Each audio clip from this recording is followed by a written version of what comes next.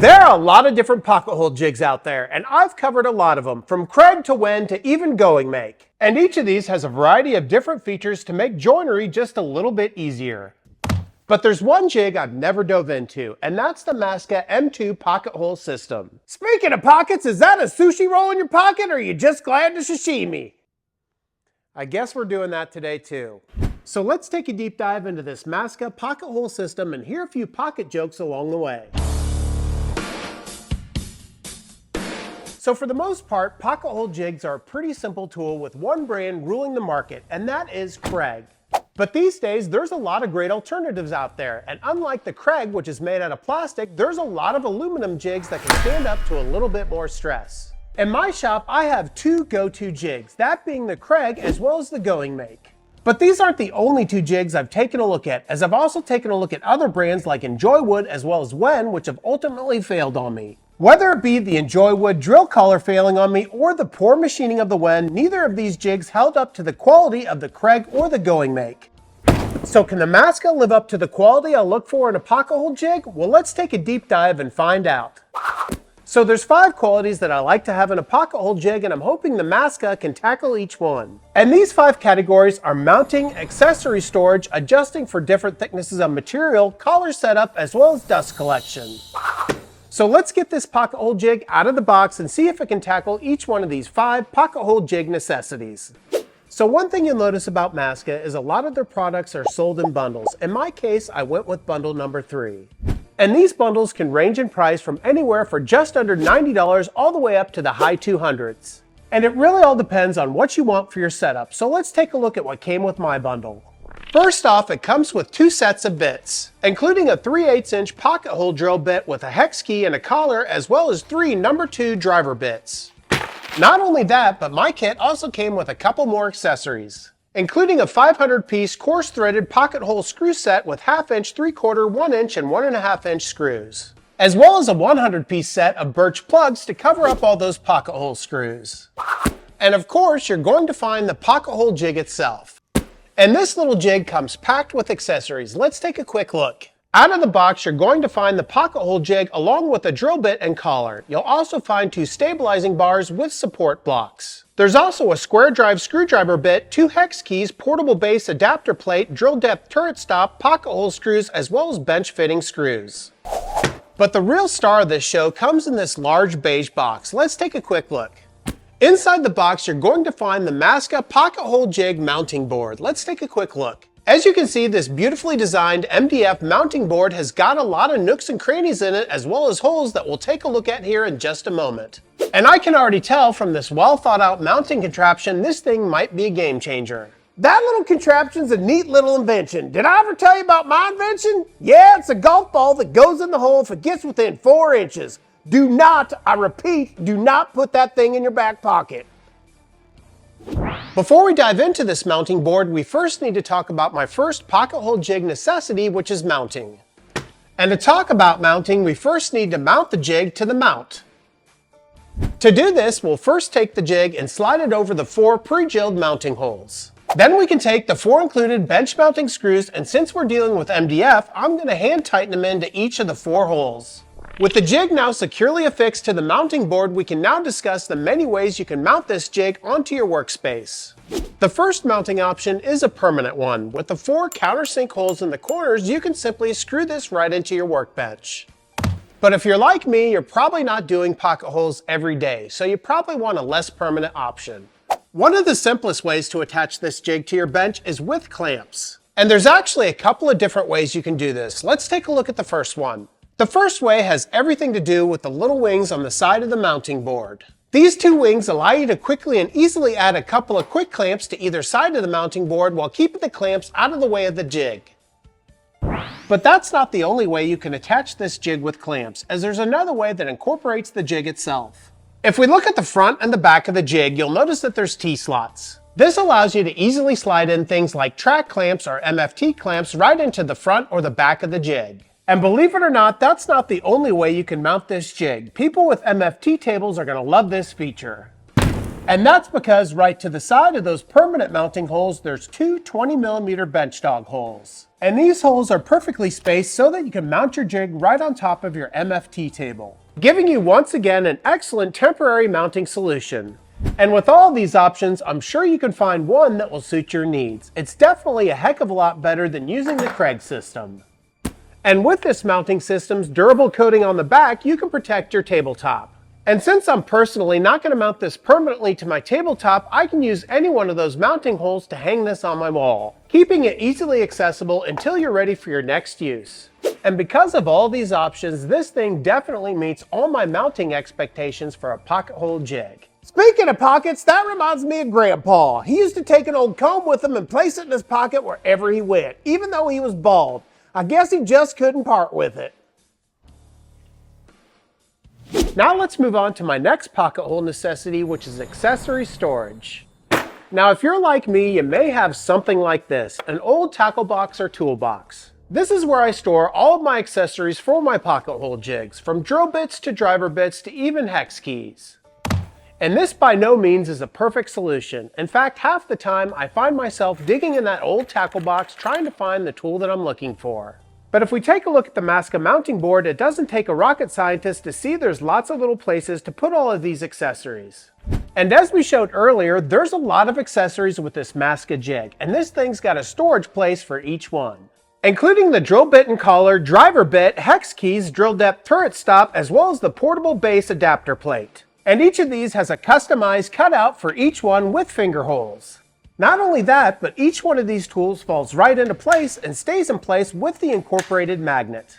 And they even have a rubber gasket to hold that turret stop in place so that it doesn't get lost.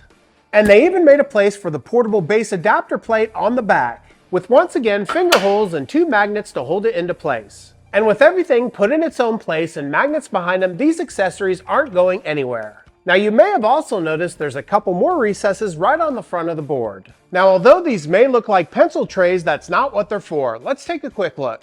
These trays are intended to be used with the two extension arms of the jig. Let's install these arms and I'll show you how they work. First up, we'll take one of the onboard hex keys and loosen up the bolt on the back of the jig. Once each of the bolts is loosened up, we can slide the arms right into the jig and tighten down each one of those two bolts. With both extensions arms securely in place, we can see exactly what those notches are for. It's these notches that allow you to easily access the knob on the support piece so that you can adjust it left and right and lock it into place.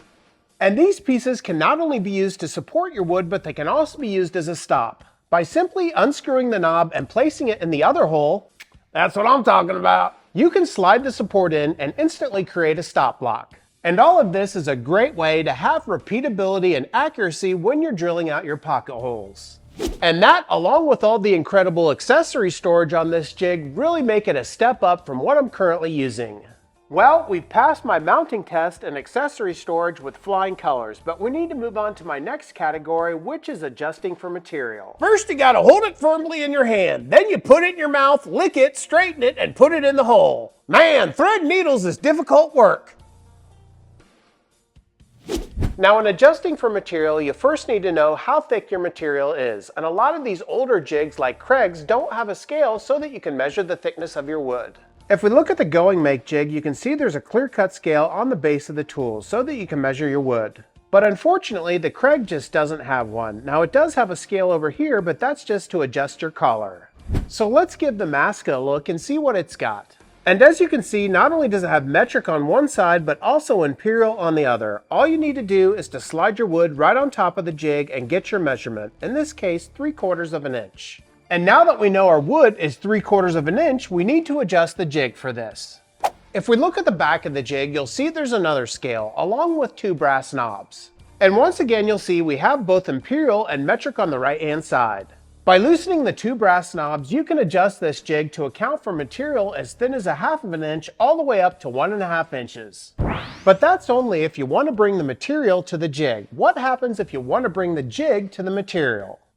Well, to do that, we need to flip the mounting board upside down. By using the longer hex key, you'll see that there's two slots where there's 4 screws. We need to loosen those screws. By removing the 4 screws, you can see that the whole drilling plate can be removed. Once removed, we can grab the portable base adapter plate from its magnetic holster on the back of the mounting board. Then it's just a matter of adding the plate to the guide block with the 4 same screws. And once that plate's attached, it instantly creates a lip that you can reference your workpiece to. Then you can simply add a clamp and drill out your holes. And just like that, you have beautifully cut out pocket holes anywhere in your shop, making this a completely portable pocket hole jig for some of those harder to reach areas. And once you're done, you can remove that plate, place it back into its holster, attach the guide back to the pocket hole jig, and you're ready to go with your normal operations. And because of this jig's ease of conversion and the ability to adjust for different sizes of material, I think I'm going to be pretty pleased with this jig. You know, my stepson is 3 years old, and I took him shopping the other day. He came back with a chocolate bar in his pocket. Now, I didn't buy it, and he didn't buy it, so I marched him right on back to the jewelry store. Well, since this jig has all the flexibility that I need for adjusting for material, let's move on to my next necessity, which is setting the collar.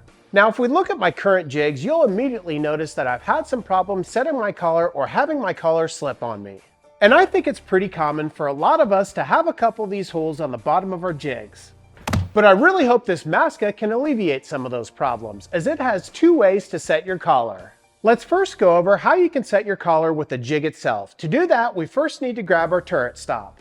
If we look at the base of the turret stop, you'll see that it has 5 steps on it. The first step is 1/2 to 3/4 of an inch. The second step is 7/8. The third step is 1 inch. The fourth step is 1 1/4, and the final step is 1 1/2.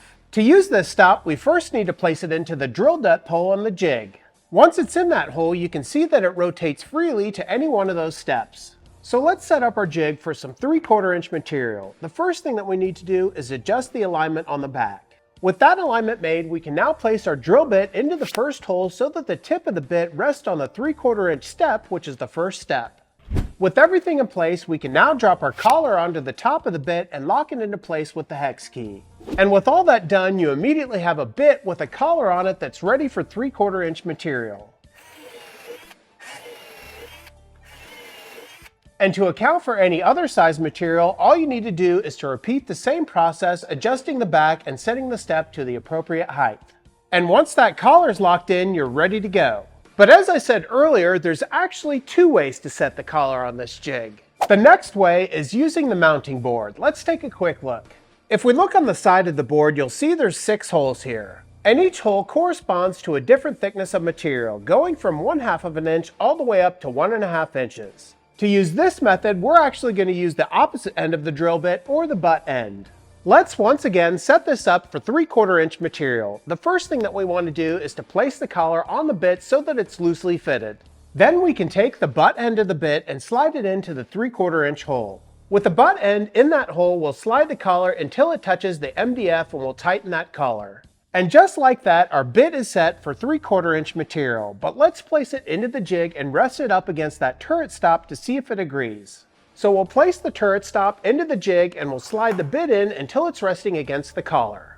And as you can see, the tip of the bit is resting right on that first step, which is 3/4 of an inch. And I'm quite pleased that both of those procedures yield the same result, and either one of those ways has got to be the easiest way to set a collar on any pocket hole jig I've ever seen. So once again, this Massca jig is making one of the most complicated procedures of using a pocket hole jig very simple. You know, I lost $2,000 out of my back pocket the other day. When my baby's mama asked me what's wrong, I said, I just don't feel too grand. But we have one more necessity that I like to look for in any pocket hole jig. And this is something that's an absolute necessity for any jig, and that is dust collection. Now, if you've ever tried to use a pocket hole jig without dust collection, you know that it can be a huge mess. To see this mess, let's drill a couple of holes out with this pocket hole jig with no dust collection attached to it. And as you can see here, there's sawdust going everywhere, and this is just something that you'll have to clean up later. But thankfully, this jig's got dust collection. Let's see how it works. Now, I use a Festool dust collector in my shop, so it's very important that all my dust collection hooks up to a Festool hose. Now, as I reach around to connect my hose, you can see we have a problem here. Unfortunately, out of the box, this won't connect to my Festool hose. But I'm not going to let that stop me, as I can jerry-rig this with a little duct tape and an adapter. With my jerry-rig dust collection hose complete, let's hook this up and see how well it compares to the jig without dust collection. So let's drill out 3 more holes so that we can see the comparison. And as you can see, it's a night and day difference. I don't have any wood chips falling off this jig and it's completely clean.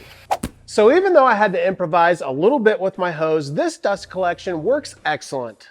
And with these types of results, I'm a pretty happy man. Well, really the only downfall I've seen from this setup is the ability to attach it to a Festool hose right out of the box. But not everybody has a Festool hose, so we can let this one slide. My last observation with this jig is I really like the placement of the holes. Instead of having 2 offset holes like most jigs, this jig has 3 evenly spaced holes at 5/8 of an inch. This provides a little bit more symmetry and the ability to potentially add another screw into smaller stock. Well, I don't know about you, but I'm extremely impressed with all the features of this Massca pocket hole jig as well as the mounting board. If you haven't already, make sure you hit that subscribe button, leave a like, leave a comment, and share this video, as it really does help out this woodworking channel. Also, if you haven't checked out my website already, check out FlynnDoggWoodwork.com. There you can find all sorts of fun woodworking accessories like all the t-shirts that I wear in my videos. Lastly, if you'd like to be a channel member, check out my channel memberships in the description below. There you'll get access to all my videos a little bit early, as well as get 1 feature member video a week. Until next time, take care as always.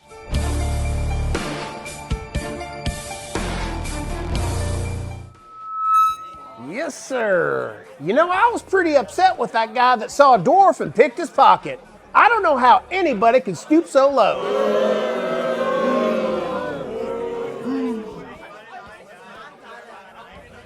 How about this one? You know, I got a dowsing rod so that I can find deep holes with water in them. When my buddy said that's a useless tool, I said I'm well aware.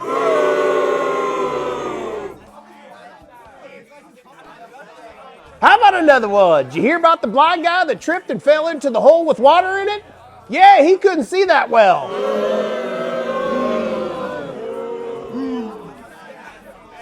All right, let's try here. What starts with a P and ends with an S? I'll give you a little hint. Men have them and women want them. It's pockets, of course.